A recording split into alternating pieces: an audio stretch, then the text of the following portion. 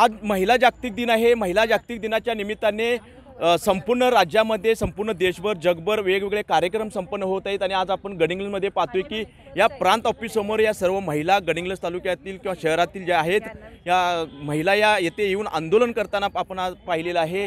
आज त्यांनी प्रांत ऑफिसच्या कार्यालयासमोर येथे चूल पेटवून आंदोलन केलेलं आहे, महागाईच्या विरोधात आंदोलन केलेलं आहे। याशिवाय वीज दर असेल किंवा इतर मागण्यांसाठी आज येथे या महिलांनी या प्रांत ऑफिसच्या दारामध्ये आंदोलन केलेलं आहे। याशिवाय या सरकारच्या विरोधामध्ये शंखनाद देखील केलेला आहे। महिला दिन आहे, महिला दिनाच्या निमित्ताने आज इथे आपण आंदोलन केलेलं आहात।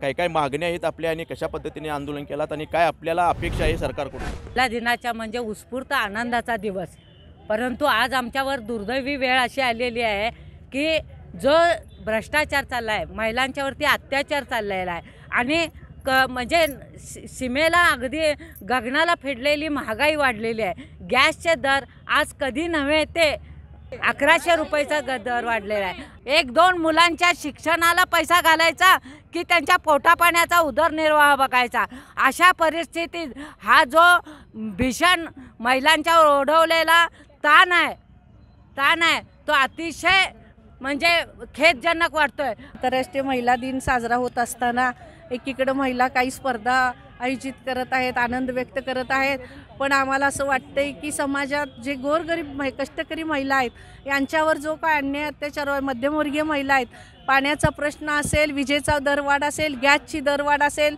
वाढता महिलांच्यावर अन्याय असेल किंवा जे आता जातीवाचक जे काही लोकांच्यावरती टेहाळणी करायला लागलेले आहेत, आंतरजातीय आंतरधर्मी लग्न होत होती पूर्वीप्रमाणे ती आता व्हायला लागलेली आहेत, पण जो करतोय त्याच्यावरती नजर सरकारची ठेवलेली आहे। याचाच अर्थ काय, तुम्ही धर्माच्या नावावरती मतं घेणार असाल तर तुम्हाला कधी आम्ही पुढे येऊ देणार नाही।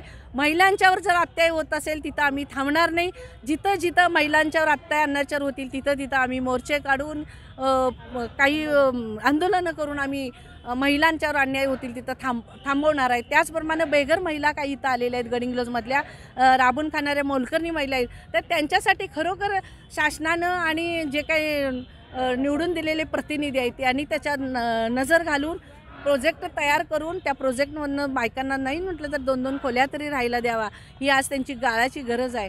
तर आपण सगळ्या कृती समितीच्या महिला इथं आलेल्या आहोत, वेगवेगळ्या मागण्या आपण निवेदन दिलेलं आहे। धन्यवाद। आज आम्ही महिला दिनाच्या निमित्तानं या ठिकाणी एकत्र जमलेलो आहोत। गडिंग्लज महिला कृती समितीच्या समन्वयाच्या वतीनं आम्ही या ठिकाणी प्रांत साहेबांना आणि मुख्यमंत्री साहेबांना आम्ही एक निवेदन दिलेलं आहे।